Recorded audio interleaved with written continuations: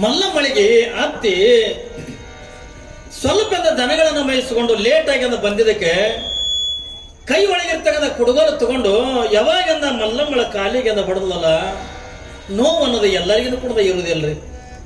ಏನ್ರಿ, ಶರಣರಿಗಿನ ನೋವು ಇರುವುದೇ, ಸಂತರಿಗಿನ ನೋವು ಇರೋದೆ, ಸಾಮಾನ್ಯ ಜನರಿಗಿನ ಕೂಡ ನೋವು ಇರುವುದೇನೆ. ಯಾವಾಗಿಂದ ಕಾಲಿಗೆ ಅಂದ ಹಿಂಗ ಕುಡುಗೋಲು ತಗೊಂಡಂದ ಬಡದಾಗ ತಾಯಿ ಮಲ್ಲಮ್ಮ ಅಲ್ಲೇ ಅಂದ ಬಾಗಿಲದೊಳಗೆ ಅಂದ ಕುಸಿದು ಬೀಳ್ತಾಳೆ. ಅವ್ವಾ ಮಲ್ಲಯ್ಯ ತಗೊಂಡ ಕೂಗಿ ಯಾವಾಗಂದ ಮಲ್ಲಮ್ಮ ಬಾಗಿಲದಾಗಂದ ಕುಂದ್ರು ಬೀಳ್ತಾಳ. ನೋಡ್ತಾರ, ನೆಗಣಿದಾರ ನೋಡಿ ನಗುತ್ತಾರ. ಒಂದು ಕಡೆಗಂದ ನಾದಿಂದೇರಿಂದ ನೋಡಿ ನಗುತ್ತಾರೆ, ಇನ್ನೊಂದು ಕಡೆಗಂದ ಏನ್ರಿ ನೆಗಣಿದೇರಿಂದ ನೋಡಿ ಅಂದ ನಗಲಿಕ್ಕತ್ಯಾರ. ನಮ್ಮವ್ವ ಹೆಂಗ್ ಹೊಡೆದ್ ನೋಡಕ್ಕೆ ನಾದಿಂದೇರಂತ ಅತ್ತಿ ಮಲ್ಲಿಗೆಂದ ಚಲೋ ಹೊಡೆದ್ರ ತಗೊಂಡು ನೆಗಣಿದೇರಿಂದ ನೋಡಿ ಅಂದ ನಗುತ್ತಾರೆ. ಒಬ್ರಿಗಂದ ಬರುವಲ್ರು ಏನ್ರಿ ಕಾಲಿಗಂದ ಹಿಂಗ ಕಚ್ಚಾಗದೆ, ಏನ್ರಿ ಕಾಲಿಂದ ಏನ್ರ ಕಟ್ಟಬೇಕು ಮಾಡ್ಬೇಕಂತ ತಗೊಂಡು ಒಬ್ರಿಗಿನ ಕೊಡದ ಇಲ್ಲ. ಧರಾಕರಬೇಕಂದ ರಕ್ತ ಸೋರ್ಲಿಕ್ಕೆ ಯಾವಾಗಿಂದ ರಕ್ತ ಸೋರ್ಲಿಕ್ಕೆ ಹಂತದೊಳಗಿನಿಂದ ಮಲ್ಲಮ್ಮ ಹೋಗಿ ಅತ್ತಿಗೆ ನಮಸ್ಕಾರ ಮಾಡಿ ಒಂದು ಯಾವುದೋ ಒಂದು ಅರಿವಿ ತಗೊಂಡ ಕಾಲಿಗೆಂದ ಕಟ್ಕೊಂಡ್ಲು. ಇಟ್ಟಾದ್ರೂ ಕೂಡ ಅತ್ತಿಗೆಂದ ಸಿಟ್ಟು ಇಳಿಲಿಲ್ಲ. ಇವತ್ತು ಮನೆಗೆಂದ ಏನಂತಾಳೆ ಎಲ್ಲರಿಗೆ, ಇನ್ನಿಬ್ರು ಸ್ವಸ್ಥರಿಗೆ ನಾದಂದ್ರೆ ಮಲ್ಲಿಗೆ ಮತ್ತೆ ಒಂದು ಊಟ ಕೊಡಬೇಡ್ರಿ. ನೋಡ್ರಿ, ಇವತ್ತ ಮಲ್ಲಿಗೆದ ಊಟ ಕೊಡಬೇಡ್ರಿ. ಯಾಕಂದ್ರ ಆಕಿ ಬಹಳ ಸೊಕ್ಕಿಗೆ ಒಂದು ಬಂದಾಳ, ದನಗಳನ್ನ ಮೈಸ್ಕೊಳ್ಳೋದು ಇಟ್ಟು ಲೇಟ್ ಮಾಡಿ ಬಂದಾಳಲ್ಲ, ಅದಕ್ಕಾಗಿ ಮೈಯಾಗಿನ ಸೊಕ್ಕು ಇಳಿಬೇಕಾಗಿತ್ತು ಅಂದ್ರ ಆ ಮಲ್ಲಿಗೆಂದ ಅನ್ನ ಕೊಡಬೇಡ್ರಿ ತಿಳ್ಕೊಂಡು ಮನೆಯಾಗಿಂದ ತನ್ನೆಲ್ಲ ಸ್ವಸ್ಥರಿಗೆ ನಾದಿಂದರಿಗಿಂದ ಹೇಳ್ತಾಳ. ಕುಡಿಯಾಕ ನೀರು ಕೊಡ್ಲಿಲ್ಲ. ನೋಡಿ, ಹಗಲೆಲ್ಲ ದನಗಳನ್ನ ಮೈಸ್ಕೊಂಡು ಬಂದಾಳ. ಏನ್ರಿ ಬೆಳಗಿನ ಜಾವದೊಳಗೆ ಏನು ಹಳಸಿದ್ದೆಲ್ಲ ಕೊಡ್ತಿದ್ರಲ್ಲ, ಅಟ್ರ ಮೇಲೆನೆ ಏನ್ರಿ ಸಾಯಂಕಾಲದವರೆಗೆ ಕೂಡ ಅಟ್ರ ಮೇಲೆ ಇರ್ತಿದ್ರು. ಯಾವಾಗ ಇಟ್ಟೆಲ್ಲ ಆಗಿ ಮನೆಗೆ ಬಂದ್ರ ಅತ್ತೆ ಕುಡುಗೋಲು ತಗೊಂಡ ಬಡಿತಾಳೆ.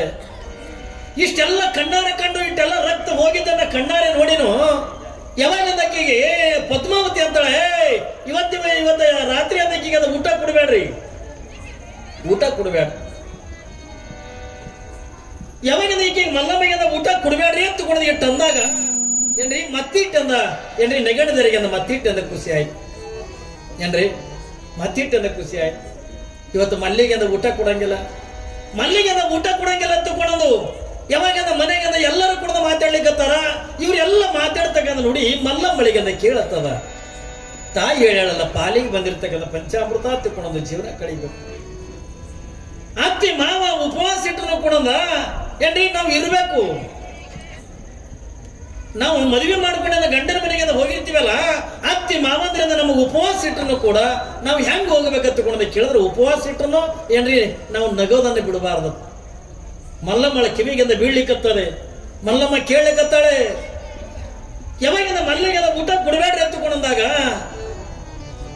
ಪಾಪ ಹೆಣ್ಣು ಮಗಳು ಹಂಗೆ ಉಪವಾಸ ಅಂದ ಹಂಗೆ ಇರ್ತಾಳ. ರಾತ್ರಿ 9 ಗಂಟೆ ಆಗಿತ್ತು. ಮಲ್ಲಮ್ಮನಿದ್ರಿಗೆ ಎಲ್ಲರೂ ಕೂಡ ಹಂಗೆ ಕುತ್ಕೊಂಡು ಊಟ ಮಾಡಕತ್ಯಾರ. ಎಲ್ಲರೂ ಊಟ ಮಾಡಕತ್ಯಾರ. ಬಿಸಿ ಬಿಸಿ ಆಗಿರ್ತಕ್ಕಂಥ ಅಡಿಗೆ ಮಾಡಿಕೊಂಡು ಏನ್ರಿ ಮನೆಯಾಗಿನವ್ರು ಎಲ್ಲರೂ ಕೂಡ ಊಟ ಮಾಡಕತ್ತಾರ. ಹಿಂಗ ಊಟ ಮಾಡೋದನ್ನ ಮಲ್ಲಮ್ಮನ ನೋಡ್ತಾಳ. ಹೋಗಿ ಒಂದು ಮೂಲೆಗಿಂದ ಕುಂತಾಳ ಮಲ್ಲಮ್ಮ. ಯಾವಾಗಿಂದ ಮಲ್ಲಮ್ಮನ ಒಂದು ಮೂಲೆ ಒಳಗಿಂದ ಕುಂತಾಳೆ. ಇವ್ರಿಗೆ ಈಕೆ ಯಾರು ಕೂಡ ಊಟ ಕೊಡ್ಲಿಲ್ಲ, ನೀರು ಕೊಡ್ಲಿಲ್ಲ.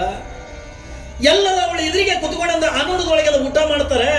ಏನ್ರಿ ಮಲ್ಲಮ್ಮ ನೋಡ್ತಾರ, ನಗ್ತಾರ, ಈ ಕಡೆ ಊಟ ಮಾಡ್ತಾರ. ಮಲ್ಲಮ್ಮ ಮಾತ್ರ ಹಿಂಗ ಒಂದು ಮೂಲೆಗೆ ಗೂಡಿಸ್ಕೊಂಡ ಕುಂತಾಳ. ಕಾಲು ನೋವು ಆಗಿಬಿಟ್ಟಿತ್ತು.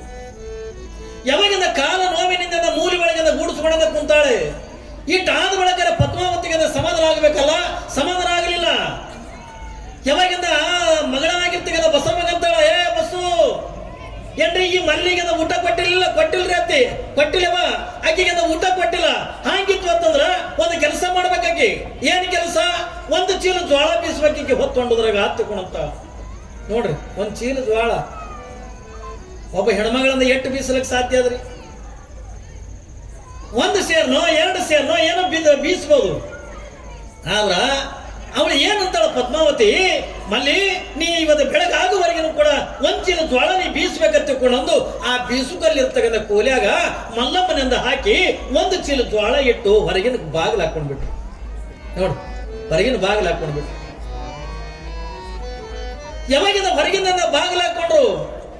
ಮಲ್ಲಿ ಅಪ್ಪಿ ತಪ್ಪಿ ನೀ ಒಂದು ಚೀಲ ಜ್ವಾಳ ಬೀಸಲಿಲ್ಲ ತಗೊಂಡ್ರ ನಿನಗೆ ಬೆಳಗಿನ ಜಾವದಾಗ ನೀನು ಬಸ್ತನೆ ಮಾಡ್ತೀನಿ ತಗೊಂಡು ಪಾಪ ಮಲ್ಲಮ್ಮಗೆ ಅಂತ ಹೇಳಿದಾಗ ಮಲ್ಲಮ್ಮ ಆಯ್ತ್ರಿ ಅತ್ತಿ ನಾ ಬೀಸ್ತೀನಿ ಅತ್ತಿ ಎತ್ತಿಕೊಂಡು ಪಾಪ ಹೋಗಿ ಅಂದ ಕೋಣೆ ಒಳಗೆ ಅದ ಕುತ್ಕೊಂಡು ಏನ್ರಿ ಜ್ವಾಳ ಬೀಸಾಕತ್ಯ.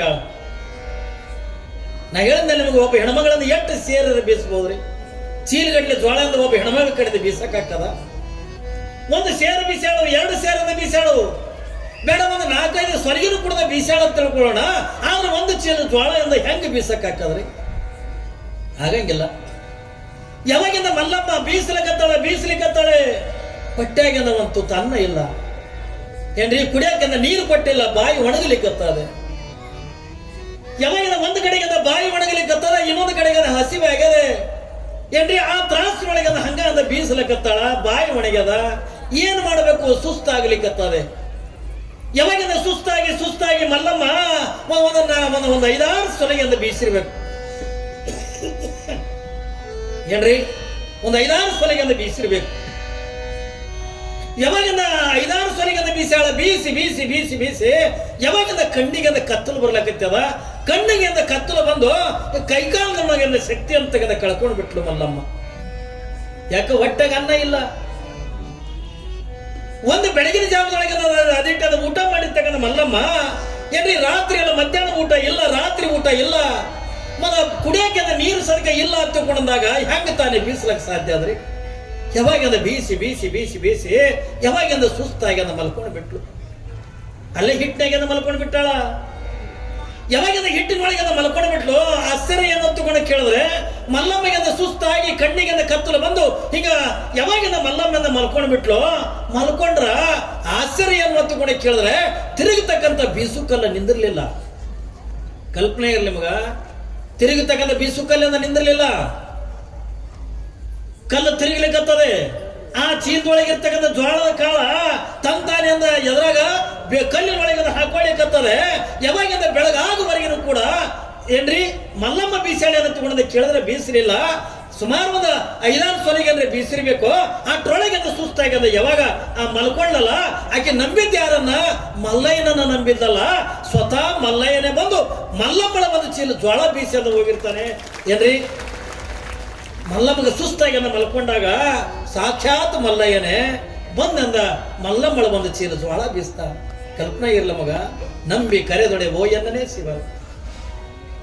ನಾವು ದೇವ್ರ ಮೇಲೆ ನಂಬಿಕೆ ಇಟ್ಟಿವೆ ಎತ್ತಿಕೊಂಡ್ರ, ಪರಮಾತ್ಮ ಮೇಲೆ ನಂಬಿಕೆ ಇಟ್ಟಿವೆ ಎತ್ತಿಕೊಂಡ್ರ ನೋಡ್ರಿ, ಜಗತ್ತಿನೊಳಗೆ ಅಣ್ಣನ ಮೇಲೆ ನಂಬಿಕೆ ಇಟ್ಟಂದ ಒಂದೊಂದು ಸರಿಯಾದ ಅಣ್ಣ ಮೋಸ ಮಾಡ್ಬೋದು ಏನ್ರಿ. ತಮ್ಮನ ಮೇಲೆ ನಂಬಿಕೆ ಇಟ್ಟಂದ ತಮ್ಮನ ಮೋಸ ಮಾಡ್ಬೋದು.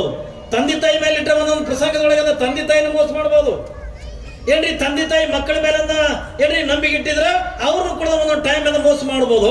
ಆದ್ರೆ ಬದುಕಿನೊಳಗೆ ಯಾರಿಗೂ ಕೂಡ ಮೋಸ ಮಾಡದೆ ಇರ್ತಕ್ಕಂಥವ ಅದು ಯಾರು ಅಂತ ಕೂಡ ಕೇಳಿದ್ರ ಪರಮಾತ್ಮನನ್ನ ಬಿಟ್ಟರೆ ಮತ್ತೆ ಯಾರು ಕೂಡ ಇಲ್ಲ. ಅದಕ್ಕಾಗಿನೇ ಪರಮಾತ್ಮನನ್ನ ನಂಬಬೇಕು. ನಾವು ದೇವರನ್ನ ನಂಬಿ ಕೆಟ್ಟವರು ಯಾರು ಇಲ್ಲ ಏನ್ರಿ. ಭಗವಂತನನ್ನ ನಂಬಿ ಈ ಭೂಮಿ ಮೇಲೆ ಕೆಟ್ಟವರು ಯಾರು ಇಲ್ಲ. ಯಾರು ಭಗವಂತನ ನಂಬ್ಯಾರ ಅವರೆಲ್ಲ ದೊಡ್ಡ ದೊಡ್ಡ ಶರಣರೇ ಆಗ್ಯಾರ. ಯಾರು ದೇವರನ್ನ ನಂಬ್ಯಾರ ಅವರೆಲ್ಲ ಶರಣೆಯರೇ ಆಗ್ಯಾರ ಏನ್ರಿ. ಇವತ್ತು ಅಕ್ಕ ಮಹಾದೇವಿ ಬಹುಶಃ ನಿಮಗೆಲ್ಲರಿಗೂ ಕೂಡ ಗೊತ್ತದಲ್ರಿ. ಅಕ್ಕ ಮಹಾದೇವಿ ಚನ್ನಮಲ್ಲಿಕಾರ್ಜುನ ನಂಬಿದ್ಲು. ಹೆಂಗ ಹೇಮರೆಡ್ಡಿ ಮಲ್ಲಯ್ಯನನ್ನ ಯಾವ ರೀತಿಯಾಗಿ ನಂಬೇಳಲ್ಲ, ಅದೇ ಮಲ್ಲಯ್ಯನನ್ನ ಯಾವ ಉಡುತಡೆಯ ಅಕ್ಕ ಮಹಾದೇವಿ ಸ್ವತಃ ಆ ಮಲ್ಲಯ್ಯನೇ ತನ್ನ ಗಂಡ ತಿಳ್ಕೊಂಡಿದ್ವಿ ನೋಡ್ರಿ. ಅವಳೆಟ್ಟು ನಂಬಿಕೆ ಇಟ್ಟಿರ್ಬೇಕು ಏನ್ರಿ. ಅಕ್ಕ ಮಹಾದೇವಿ ಹೆಂಗ ಮಲ್ಲಯ್ಯನನ್ನ ನಂಬ್ಯಾಳ, ಅಕ್ಕ ಮಹಾದೇವಿ ಯಾರನ್ನ ನಂಬ್ಯಾಳ? ಅದೇ ಶ್ರೀಶೈಲದೊಳಗಿರ್ತಕ್ಕಂಥ ಚನ್ನಮಲ್ಲಿಕಾರ್ಜುನನ್ನ ನನ್ನ ಗಂಡ ತಗೊಂಡು ನಂಬಿಕೆ ಇಟ್ಟ ನೋಡ್ರಿ. ಹೆಂಗ ನಂಬಿರ್ಬೇಕು ಅವಳು, ಎಷ್ಟರ ಮಟ್ಟಿಗೆ ನಂಬಿಕೆ ಇಟ್ಟಿರ್ಬೇಕ್ರಿ. ಹೆಂಗ ಮಲ್ಲಮ್ಮಳಿಗೆ 18 ವರ್ಷಕ್ಕೆ ಯಾವ ರೀತಿಯಾಗಿ ಮದುವೆ ಮಾಡಿ ಅಂದ ಕೊಟ್ರು ಏನ್ರಿ. 20 ಬೇಡ 25 ವರ್ಷದೊಳಗ ಇವೆಲ್ಲ ಪವಾಡಗಳನ್ನು ಮಾಡ್ಲಿಕ್ಕತ್ತಳ ಮಲ್ಲಮ್ಮ. ಅವತ್ತಿನ ದಿನಮಾನದೊಳಗ ಮಾದೇವಿ ಅಕ್ಕನು ಕೂಡ ಹೆಂಗ ಮಲ್ಲಮ್ಮ ಧರ್ಮ ಕಾರ್ಯದೊಳಗಿಂದ ಬೆಳೆದಿಲ್ಲೋ, ಒಬ್ಬ ಗುರುವಿನ ಆಶ್ರಯದೊಳಗಿಂದ ಬೆಳೆದಿಲ್ಲೋ, ಅವಳು ಕೂಡ ಅವಳಿಗೆ ಕೂಡ ಮದುವೆ ಮುಂಚೆ ಅಂತಕ್ಕಂಥ ಏನ್ ಬೇಕಾಗಿದ್ದಿಲ್ಲ. ನಿಮಗೆಲ್ಲ ಗೊತ್ತದ ಅಕ್ಕ ಮಾದೇವಿ ಬಗ್ಗೆ ಏನ್ರಿ. ನಿಮ್ಮಲ್ಲೆಲ್ಲ ಅಕ್ಕನ ಬಳಗನು ಕೂಡ ಇದ್ದಿರಬೇಕು. ಹೋದ್ ಸರಿ ಒಂದು ಅಕ್ಕ ಮಾದೇವಿ ಪ್ರವಚನ ಮಾಡಿದ್ವಿ ಇಲ್ಲಿ ಏನ್ರಿ. ಹೋದ್ ಸರಿ ಅಕ್ಕ ಮಾದೇವಿ ಹೇಳಿದ್ವಿ ನೋಡ್ರಲ್ಲ. ಅಕ್ಕ ಮಾದೇವಿ ಅಂತಂದ್ರೆ ಅವಳು ಎಷ್ಟು ಕಷ್ಟಪಟ್ಲು. ಯಾರ ಸಲುವಾಗಿ? ತನಗಾಗಿ ಅಲ್ಲ. ಯಾರಿಗಾಗಿ ಎತ್ತುಕೊಂಡ ಕೇಳಿದ್ರೆ ಚನ್ನಮಲ್ಲಿಕಾರ್ಜುನಿಗಾಗಿ. ಮಲ್ಲಯ್ಯನ ಸಲುವಾಗಿ ಏನೆಲ್ಲಾನು ಕುಡ್ದ ದುಡಿದು ಮಲ್ಲಮ್ಮ ಇವತ್ತ ಮಲ್ಲಮ್ಮ ಅಟ್ಟ ನಂಬಿಕೆ ಇಟ್ಟಾಳ ತಗೊಂಡ್ರೆ ಏನ್ರಿ ಆ ಪರಮಾತ್ಮ ಮ್ಯಾಲ ಮಲ್ಲಯ್ಯನ ಮೇಲೆ ನಂಬಿಕೆ ಇಟ್ಟಾಳ ತಗೊಂಡ್ರೆ ಇವತ್ತ ಸ್ವತಃ ಬಂದ ಒಂದು ಚೀಲ ಜ್ವಾಳ ಬೀಸಿ ಹೋಗ್ತಾನ ಮಲ್ಲಯ್ಯ ತಗೊಂಡ್ರ ಆಶ್ಚರ್ಯ ಅನಿಸ್ತದಲ್ರಿ, ಆಶ್ಚರ್ಯ ಅನಿಸ್ತ. ಯಾವಾಗ ಬೆಳಗಾಯ್ತು, ಇವರು ಬೆಳಗನ್ನ ಕೊಡೋದಕ್ಕೆ ಮಲ್ಲಿ ಬೀಸಲಕತ್ತಾಳೇನಿಲ್ಲ, ಅಪ್ಪಿತಪ್ಪಿ ಅಂದ ಬೀಸು ಕಲ್ಲಿಂದ ಬಂದಾಯ್ತು ಹತ್ತಿಕೊಂಡಂದ್ರ ಮತ್ತು ಬಾಗಿಲು ತೆಗೆದ ಹೊಡಿಬೇಕತ್ತಿಕೊಂಡಂದು ಪದ್ಮಾವತಿ ಬೆಳಗನ ಕೈಕೋದು ಕೂತಾಳ. ಆದ್ರೆ ಬೀಸು ಕಲ್ಲ ಬೀಸೋದು ನಿಂತಿಲ್ಲ. ಯಾವಾಗಿನ ಬೆಳಗಾಯ್ತು ಏನ ಮಲ್ಲಮ್ಮಗೆ ಕೋಲೆಗಿಂದ ಹಾಕಿದ್ರಲ್ಲ, ಆ ಕೋಲೆಗಿನಿಂದ ಬಾಗಿಲು ತೆಗೆದು ನೋಡ್ತಾರ, ಏನ್ರಿ ಮಲ್ಲಮ್ಮ ಹಿಟ್ನ್ಯಾಗ ಮಕ್ಕೊಂಡಾಳ, ಒಂದು ಚೀಲ ಜ್ವಾಳದ ಹಿಟ್ಟು ಬಿದ್ದ. ಹಿಟ್ಟಿನೊಳಗೆ ಮಲ್ಲಮ್ಮ ಮಕ್ಕೊಂಡಾಳ, ಅರಿವಿಲ್ಲ ಅವಳಿಗೆ. ಏನ್ರಿ ಒಂದು ಚೀಲ ಜ್ವಾಳ ಯಾರು ಬೀಸಿರತ್ತ ಮಲ್ಲಮ್ಮಗೂ ಗೊತ್ತಿಲ್ಲ. ಏನ್ರಿ ಒಂದ್ ಚೀಲ ಜ್ವಾಳ ಅಂತ ತೆಗೆದು ಯಾರು ಬೀಸಿರತ್ತನ್ನೋದು ಈ ಕಡೆ ಪದ್ಮಾವತಿಗೂ ಗೊತ್ತಿಲ್ಲ, ಯಾರಿಗೂ ಕೊಡೋದು ಗೊತ್ತಿಲ್ಲ. ಆದ್ರ ಅದು ಬೀಸಿ ಹೋಗಿರ್ತಕ್ಕಂಥ ಯಾರು ಒತ್ತು ಕೊಡೋದು ಕೇಳಿದ್ರೆ ಸಾಕ್ಷಾತ್ ಮಲ್ಲಯ್ಯನೇ ಯಾವ ಮಲ್ಲಮ್ಮನಾಗಿ ಬಂದು ಒಂದು ಚೀಲದ ಜ್ವಾಳ ಬೀಸಿ ಅಂತ ಹೋಗ್ಕ. ಯಾವಾಗಿಂದ ಮನ್ಯಾಗ ಬೆಳಿಗ್ಗೆ ಎದ್ದು ಕೂಡ ನೋಡ್ತಾರ, ಯಪ್ಪ ಇದು ಮಲ್ಲಿ ಮನುಷ್ಯ ಅಲ್ಲಿದು. ಏನ್ರಿ ಮನೆ ಮಾತು ಚಲೋ ರೀ, ಇದು ಮನುಷ್ಯ ಅಲ್ಲಿದು. ಯಾಕಂದ್ರೆ ಒಂದು ಚೀಲ ಜ್ವಾಳ ಹೊತ್ತೊಂಡದ್ರೊಳಗೆ ಬೀಸಾಳ ತಗೊಂಡ್ರ ಇದು ಮನುಷ್ಯ ಅಲ್ಲ, ಯಾವುದೋ ಒಂದು ರಾಕ್ಷಸಂದ ರೂಪದ ಇದು. ಏನ್ರಿ ಮಲ್ಲಮ್ಮನ ರೂಪ ಆಗ್ಯದ ಬಂದದ. ಒಂದು ಚೀಲ ಜ್ವಾಳ ಸಾಮಾನ್ಯರಿಂದ ಯಾರಿಂದಲೂ ಕೂಡ ಬೀಸಕ್ಕಾಗಂಗಿಲ್ಲ, ಇದು ಒಂದು ಚೀಲ ಜ್ವಾಳ ಬೀಸದ ತಗೊಂಡ್ರ ಇದು ಮಲ್ಲಿ ಮನುಷ್ಯ ಅಲ್ಲ ತಗೊಂಡನಕತ್ತು. ಯಾವಾಗಿಂದ ಮಲ್ಲಿ ಅಂದ ಮನುಷ್ಯ ಅಲ್ಲ. ಎಲ್ಲರೂ ಕೂಡ ಮಾತಾಡ್ತಾರೆ, ಯಾರು ಮಾತಾಡಿದ್ರು ಕೂಡ ಯಾರ ಮಾತಿಗೂ ಕೂಡ ಕಿವಿ ಕೊಡ್ಲಾರ್ದರೆ ಮಲ್ಲಮ್ಮ ತನ್ನ ದಿನನಿತ್ಯದ ಪದ್ಧತಿಗೆ ನೋಡುವಾಗಿ ಮತ್ತೆ ಬೆಳಗಿನ ಜಾವ ಕಸ ಹೊಡಿಬೇಕು, ಮತ್ತೆಂದ ಕೊಟ್ಟಿಗೆ ಸ್ವಚ್ಛ ಮಾಡಬೇಕು, ದನಗಳನ್ನು ಹೊಡ್ಕೋಬೇಕು. ಅದೇ ಹಳಸಿರ್ತಕ್ಕಂಥ ಅಂಬಲಿ ನುಚ್ಚು ಅಂತಕ್ಕಂಥದನ್ನೇ ಯಾವಾಗೆಂದ ಅಡವಿಗೆಂದ ಒಯ್ದು ದನಗಳನ್ನು ಮೈಯಾಕೆಂದ ಬಿಟ್ಟು ಮತ್ತಲ್ಲಿ ತನ್ನ ಸ್ನಾನ ಲಿಂಗ ಪೂಜೆ ಎಲ್ಲವನ್ನು ಕೂಡ ಮಾಡ್ತಾ ಬದುಕನ್ನು ಕಳೆಯಲಿಕ್ಕತ್ತಾಳ ಮಲ್ಲಮ್ಮ.